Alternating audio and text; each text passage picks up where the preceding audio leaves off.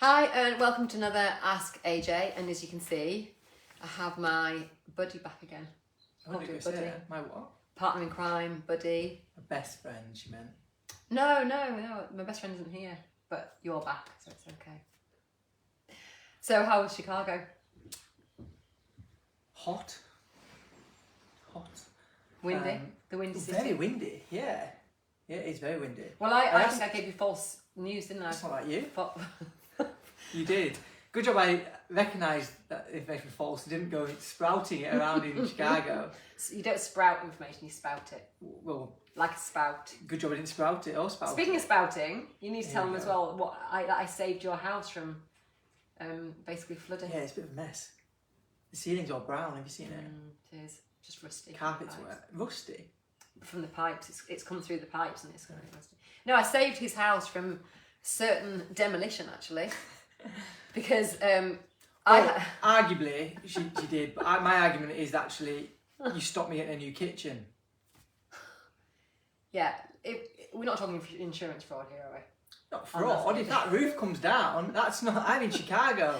I've got proof. So for those of you who haven't noticed, Phil's been away for quite a bit recently, and poor old me not only has had to look after both businesses, but actually has had to look after the kids as well. It's nice to see you in the office, actually.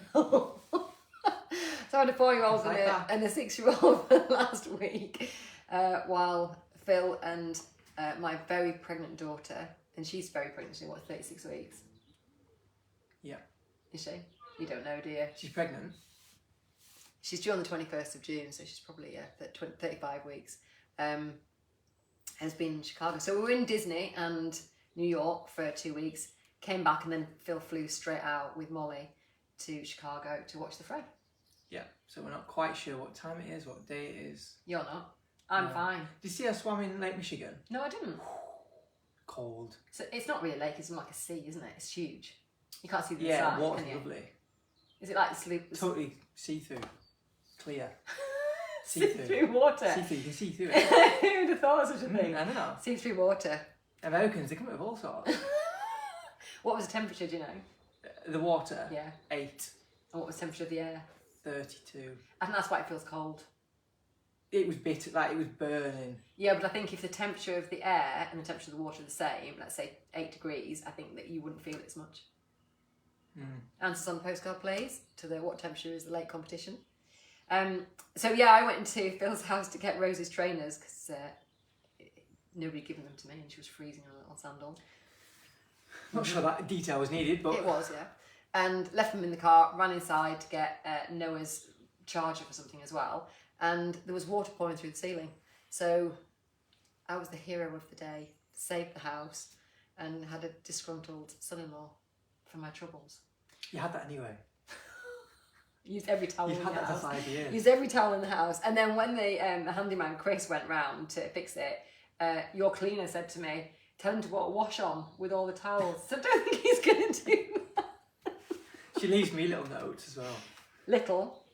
Well, Greer, if you're watching, these are essays. Mine are more abuse though. I'm not sure what yours are. I have to hide all my post-it notes in my house. If you don't put the recycling out, I will throttle you. That was the last one. And that to me is a challenge to say, don't put it out and see what happens. So I didn't put it out. And she didn't throttle you? No, but she's not left any notes. She once left me a note that said, you need this, this, this, this. And then she put, I think that's it. Why would you put that on a note? I think that's it. Yeah. Oh no! Oh dear. We don't know what we do without you, Greer, so thank you. No, we don't. Please don't go anywhere else. We love you to pieces. So it's been an interesting few weeks as we've been juggling kids, holidays, work, etc. If anyone's seen my suitcase, love to have it back. Suitcase was in Brussels. It's having some fun somewhere else. Is that what you look like you do today? That is. That's why he's got a jumper on and it's how hot is it in here? Yeah, because look at my belt. That's the only belt I had. Look at the state of it. It's a bit bad, So I had to cover it. Is it Burton's? Foster's? It's just Foster's. He hasn't even heard of Foster's, has he? Let's move on. So in this Ask AJ, apart from rambling about nothing, we're going to talk about absentee owners. And by that, I mean... Yeah, where are they? In fact, I didn't even watching this because we're absentee. Absent from what? If you're in school, the council will be all over you.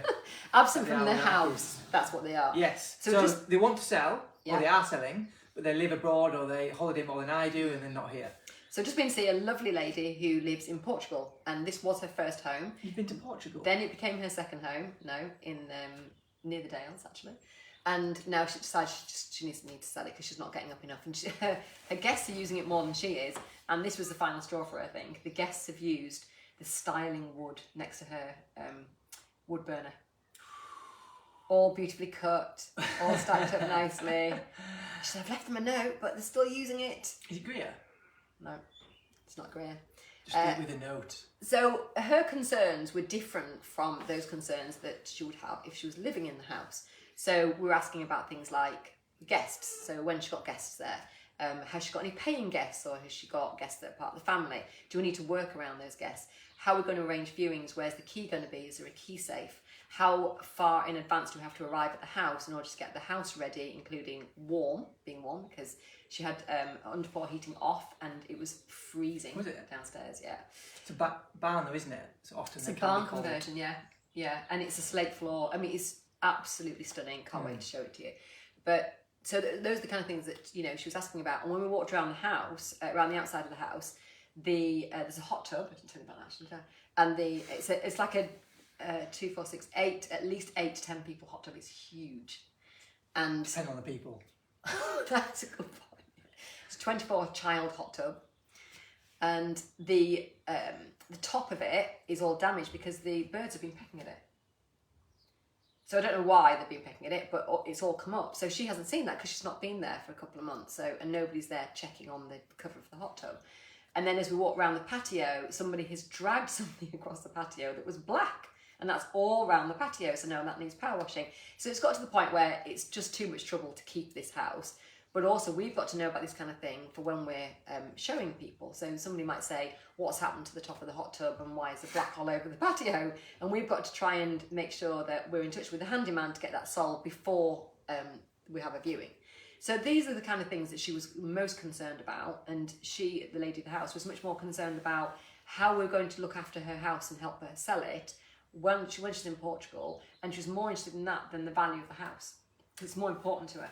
Yeah, so I was also at a beautiful home this morning that I'm really excited to show you. A little bit close to home in Windermere. And they, hopefully my future self, where they spend 10 days at home and then the rest of the time in Spain and then 10 days at home. You're not taking my grandchildren to Spain. No, you've got them. You're going to go there then. Yeah. And their main concerns were for, as soon as it goes on the market, that people will go and have a nosy, as sometimes they do, to have a look where the location is before they contact us, and there's not much we can kind of do to stop that. And she was concerned that people would go see it was empty and then potentially the security risks off the back of that. And which is a totally legitimate point, and it's something that we need to think about. And they have cameras that send them an email, so how we can try and mitigate it as much as possible and check up on it and do what we can. We're only 5 minutes away, so lots of things that we can do. So it goes back to your flood, really, doesn't it? Or your slight leak, actually. I won't over-exaggerate. Because... The carpet's still wet. I can't do anything about that. I missed part of the story, so after, you'd ramped the heating up to like 40 I didn't degrees, do it. or Chris had, and I couldn't sleep that night. I wondered why, and I could hear the bill racking up, and so my friend went round to build the cot. It sounds like we never do anything, we don't. And he said, "It's hot in here." I said, "What do you mean it's hot in there? No one's in there." He said, "Someone's turned the heating up." I said, "Okay, straight back down." So the heating was off, but now we've got a wet carpet. Yeah. Yeah, exactly. Which would you rather? It's probably cheaper to buy a new lower carpet bill these days Yeah. than pay the bill. So that's a case in point, really. So you were an absentee, as in you were on holiday. That could have been months, couldn't it? And then the whole ceiling would have come down. I mean, can you imagine if that had happened? It happened at my mum and dad's house when they were on holiday. Did it? So it only happens when you're on holiday. And I was upstairs. Oh no, yeah, I'd been in the bath. I think I was on about 12. No, I can't be on holiday. And 14 maybe, or someone had been in the bath and the water had leaked out the bath and then held on the ceiling and poof, it's gone. Oh no. New kitchen. Oh, okay. You're welcome. So there's a lot of worries that someone who doesn't live in a house but still wants to sell it has, and that's the point we're trying to make. And all these things can just add to the stress of selling a house anyway. And you might think, well, it can stop you taking the plunge, can't it? It can make you think, no well, pun actually, intended. I think of some rides in Universal. 100-foot plunge with a 6-year-old. It was brilliant. It can stop you making that decision when actually now is the right decision for you in terms of market, in terms of maybe your age and logistics and family. Next chapter of your life. Yeah, and there are things we can put in place and do to make it as smooth as possible. Yeah, one thing that this lady said was that the reason that the heating was off downstairs was because instead of having an automatic refill of a propane, the propane company decided it's so expensive to fill a propane tank that now they're asking them for on demand. But she said I didn't know it'd run out because I was in Portugal. So now she's come back from Portugal and she's got no heating on. So now they've come and filled it up, and now there's an airlock because it was empty. So it's just constant. So all these things are a concern, but we can help with that. So what she did today was she gave me the numbers of her architect to check the spec of the house, because she doesn't have all the certificates and everything because she's in Portugal. She gave me her cleaner's number, her handyman's number, the gardener's number, the gardener designer's number, and the builder's number. So if there's any problem at all, we've got 6 people we can phone before we phone her to get that solved. So we arrive and there's a disaster, we can help by getting it solved before she'll be able to get it solved. And that gives her a lot of peace of mind. So it's almost having like a concierge in this country, isn't it? So you've got a busy couple of weeks. Are they all single? So if you know somebody who is an absentee owner and they're not using the house that they're thinking about selling very much, or it's a holiday let and it's starting to become a little bit of a pain and they're thinking that actually maybe now's the time to sell it, then we don't just sell the house, we do far, far more than that. And the things we have to do, I remember Tess having to pick up chicken poo. The owner had said, we've got chickens and... It's a great job. You're going to have to pick up chicken poo. And then Edward, you weren't at the meeting, were you? Edward got attacked by a massive spider, didn't they? In a house that we're selling. Absolutely huge. He didn't get attacked, it's not true. But absolutely huge spider. It wasn't even on him, it was on the owner. So he goes around, it's quite funny, goes around in this house on the valuation, and the owner's come in from the potting shed, and he said she had the most enormous spider on her. Did you know? He said, you've got an enormous spider. He's terrified of spiders. He's probably arachnophobic. So it crawls up and over this lady. She's trying to get it off. Goes round her back. She says to him, please, when you get it off. And he can't bear to touch it. So he's trying to whack this client to get the spider off. And then he said all around the valuation he was like this because he thought he was going to have a spider drop on him. So funny. Anyway, back to absentee owners. If you've got any questions about this talk, please let us know. Well, it's the reason why we have a big team we can only take on 30 homes at one time per office, and we have a big team of 8, 9 or 10 people in order to make sure we can offer these little things, because if we've got hundreds of homes, it's almost impossible to actually be able to do those things. I've been looking at homes recently with a local agent, and with the best will in the world, the viewings are 20 minutes apart because they've got lots of smaller homes, and they've got a viewer that's got to get from place to place to place. So it was like in, out, 20 minutes.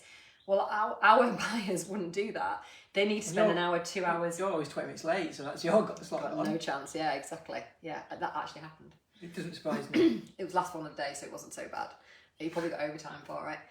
But our buyers want to be in the house for an hour, 2 hours, or even more sometimes, and we've got to give them that time, that space to think about it. So we don't book back-to-back viewings. We can't do it, and you don't know whether you're going to arrive and there's going to be a problem. So if it's a 2 o'clock viewing and we have to arrive at 1:30, you're going to go around the house and put the heating on, light fires, make sure that there's no horrible creepy crawlies, or there's no dust on something, there's no chicken poo, there's no flowers that have died. Flies. Flies. Yeah, flies on velexes are the worst. Don't open a velex if there's flies around, because that's the worst you can do. It's like a scary movie, horror film. And just anything else that we might spot. And then obviously after the viewers have been, we've got to then douse the fires, make sure the heating and the lights and everything are back onto their little system. If there is one that, you know, kicks them on and off for security, make sure all the gates and everything is shut. You know, there's quite a lot involved. In fact, when we arrived today at this particular house, the electric gate stopped working. So she had 2 handymen trying to fix that. And that, imagine that from Portugal. You've come from Portugal, you've driven there, and then you get to the gate and you can't get in. To Portugal? I think she drove, yeah. Whereabouts in Portugal? I don't know. She's got a Range Rover. Oh, that helps me. She's got a Range Rover. It must be. It must be Lisbon. But she got. So you imagine you drive. I don't know if she drove actually. But where else would she have got the car from? The airport. What, she was going to leave at the airport while she lives in Portugal? Yeah. If you're watching this, can you let me know where you parked the car? Because I don't know. Bet she didn't. I think I've just assumed that you've driven from Portugal. It might be North Portugal. Might have come on the Santander ferry. So she's arrived there and the gate doesn't work. How frustrating is that? You've got a whole car full of stuff. It's maybe night time. You can't get into your house. I mean, first world problems, but yeah, frustrating. It is frustrating. Electric gates aren't working. And the heating's not on. It's sad. Yeah. Feel awful. We have sympathy for you, I promise. So it just helps to have somebody that's got your back and that can look after your house while you're selling it. And or on all holiday. the worries. Well, maybe not. Thanks for having my back. Any questions at all, let us know. Let's wrap this up. We're just rambling now. We'll get that new kitchen next time. I'll make sure I leave the tap on. Give us a ring. This is not evidence. 394 888 111. Yeah, standard life for watching. Yeah, it didn't happen. Bye.